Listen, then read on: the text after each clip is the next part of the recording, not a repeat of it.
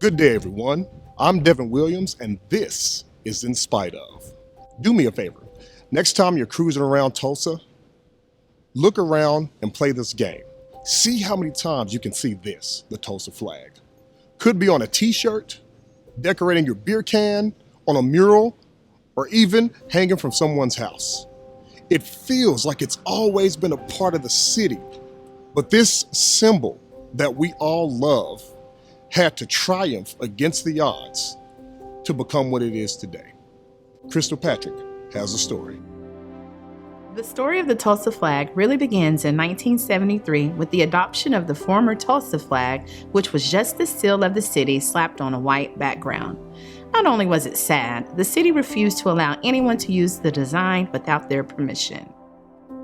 My name is Jacob Johnson. I work here at GitWit. We're a product and marketing innovation company. So my role in the Tulsa flag was kind of the instigator of getting a campaign kicked off to create a proper flag for Tulsa. So I watched the same TED Talk that millions of people have now seen by Roman Mars, where he discussed kind of the ubiquity of terribly designed municipal flags.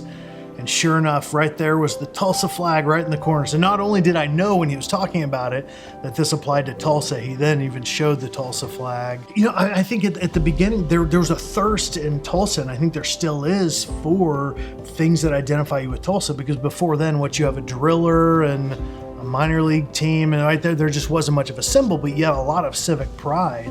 My name is Jordan Michael Winn. I am fortunately the designer of the Tulsa flag. Branding is one of my favorite things to work on as a designer, and branding an entire city is a big opportunity. Just seeing how Tulsa culture has shifted over the last 5-10 years, and there's been just a big expansion of Tulsa pride for sure. I've seen just since I've been back in Tulsa since 2014, how quickly things have shifted and how people love being here. The opportunity to create a symbol that people in my hometown could rally around and show off, and put on shirts or cars or whatever it is, fly on their homes, and have like a single symbol that unites people and that people can look at and know that that's hometown pride for them.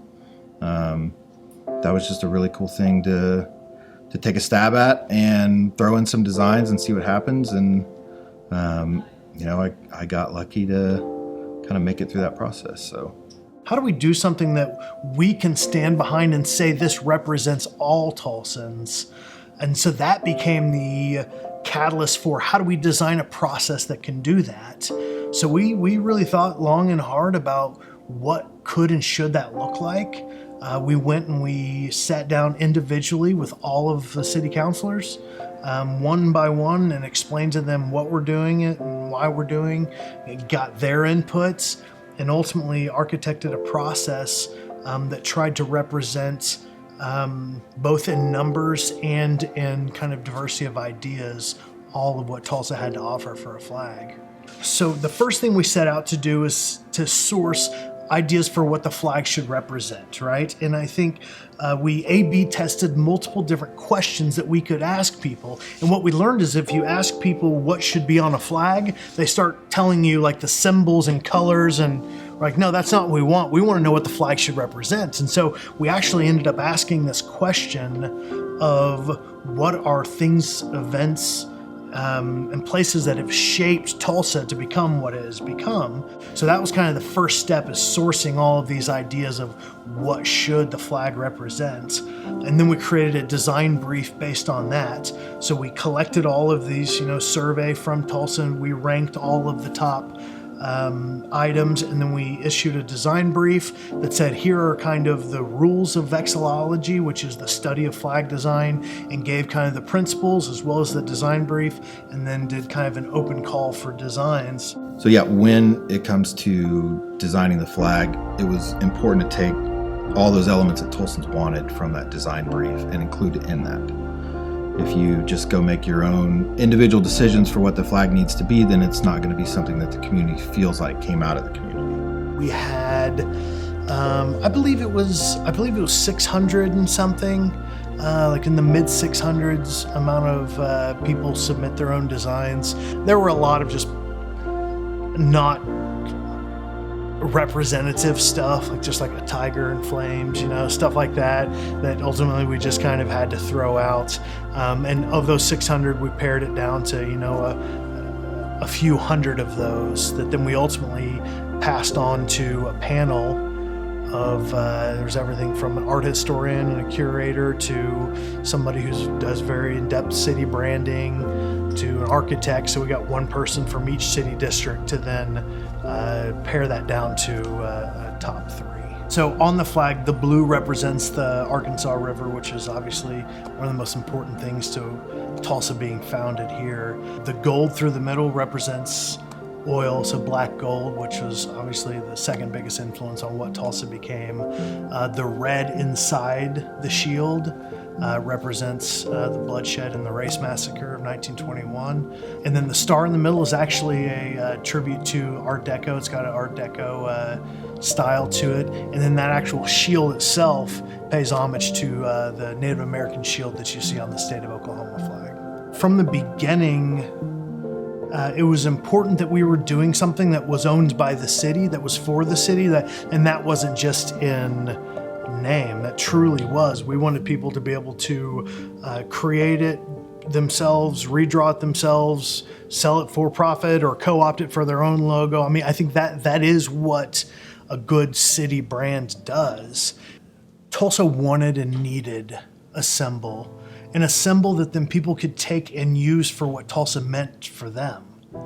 I think that's ultimately what brands are. Like, a good brand is something you want to be associated with. So when you have a brand that then people can take and co-opt for their own uses, it takes on a whole new life. And I think this is something that we understood clearly going into this effort, is that this ultimately is something that can bring together people in many ways. I mean, the fact that it's now being used for a host of other different things, everything from kids' Little League soccer jerseys to being used in Black Lives Matter rallies, like the significance of it is, it truly can't be understated. The fact that you see it everywhere, and people wanting to tie themselves to Tulsa speaks more to the fabric of Tulsa and this as a place than it does to the symbol itself. It's a good feeling seeing other people use that to support their cause. A logo or a symbol like a flag is cool on its own, but how useful is a flag other than, pulling people's, pride together and being able to display that and wear that? I mean, there's a lot of good uses to that, but when it turns into a tool that the community can actually use to further their own ideas, I think that's a really powerful thing. The Tulsa flag continues to evolve and meet the needs of the community. This year, the flag was transformed again with a design that paid homage to Juneteenth and those protesting for racial equality and justice. I'm surprised by the diversity of people claiming it as their own. Like, that's the coolest thing to me. It's not, you can't draw like, oh, these are the type of people that are using it. And I think that does speak to, how good of a job the designer did, but probably more importantly, people's want and desire to create things that are associated with a city that they love. What do I love about Tulsa? For me, I have been fortunate to find a lot of great opportunities here. So I think Tulsa is a small enough place that if you want to make an impact or get connected into any community, it's easy to do that. What do I love about Tulsa? It's the right balance of a city that has incredible opportunity, but not so big and so crowded and so depersonalized that you feel like your voice doesn't matter. So that's probably what has kept me here more than anything. It's a great place to be for people who want to change, not only do ambitious things for the world, it's a good home base to do that, but I think also for people who want to shape the community that they live in, it's a place where you can get things done and you can change the reality around you rather quickly. Tulsa is just, I don't know, it's a big, small city, so I've just been fortunate to find relationships and be involved with things that I think are important to me and hopefully leave a lasting mark here in Tulsa. I think Tulsa has a united spirit when it comes to loving people and wanting to see people succeed. People want to see peace and unity and love here. The vast majority of Tulsans exhibit that every day in their lives. When is a flag more than just a flag? When it belongs to all of us. When the community has the power to change a symbol to respond to the moment. Speaking of a flag that belongs to the community, if you design your very own Tulsa flag, what would you want represented? If you like this video, make sure you hit that like button, press subscribe, and don't forget to hit all of the notifications so you don't miss a single episode. You've been wonderful. I've been Devin, and this is In Spite Of.